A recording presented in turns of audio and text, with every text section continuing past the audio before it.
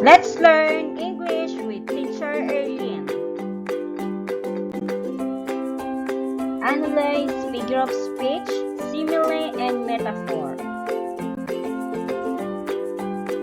Figurative language is a way of expressing ideas by using symbolisms instead of ordinary language.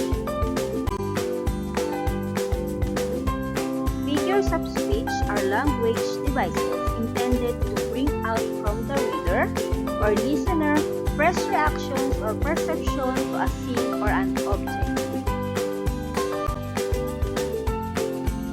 They make comparisons to familiar objects in order to bring out less familiar impressions.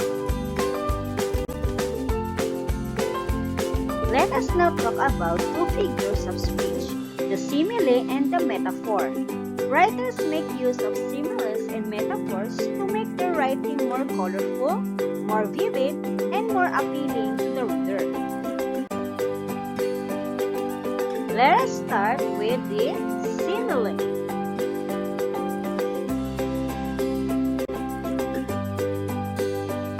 In simile, the writer uses like or as to compare two things.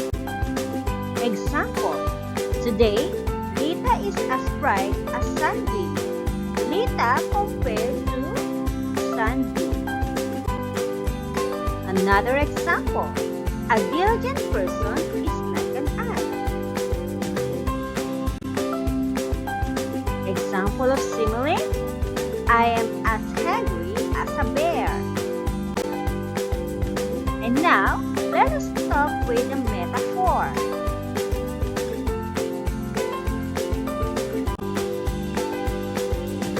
A metaphor is a figure of speech that compares two things. It is often used the word is or was.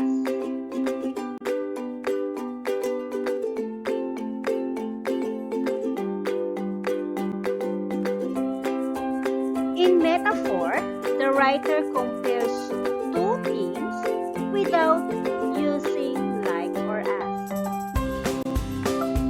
Example of metaphor, mother is a beacon in matters of faith. Another example, Manny Pacquiao is a lion in the fight.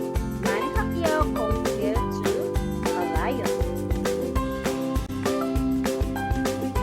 Okay, read each sentence with understanding. Identify the following statement, tell whether simile or metaphor. First example, my brother is a cunning as Dr. Jose Rizal. What is the answer? It is an example of simile.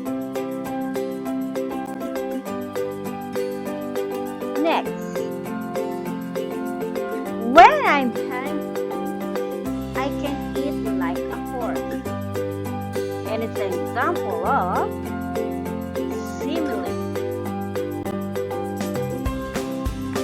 Life is a roller coaster going up and down.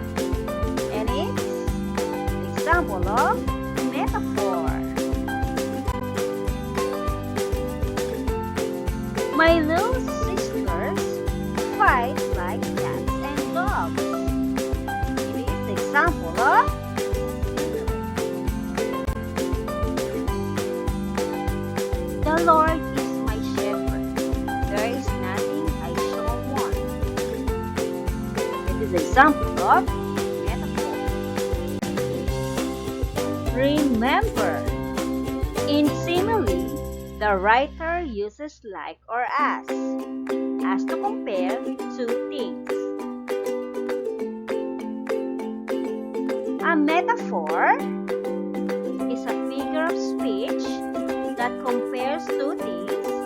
It is often uses the word is or was. Let's do the activity. Write the two words that are being compared in a sentence.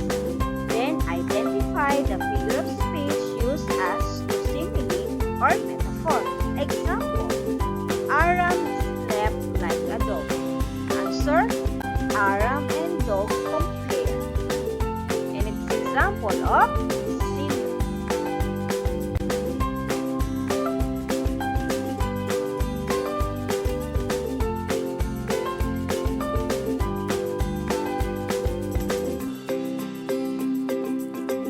Thank you for watching. Please subscribe.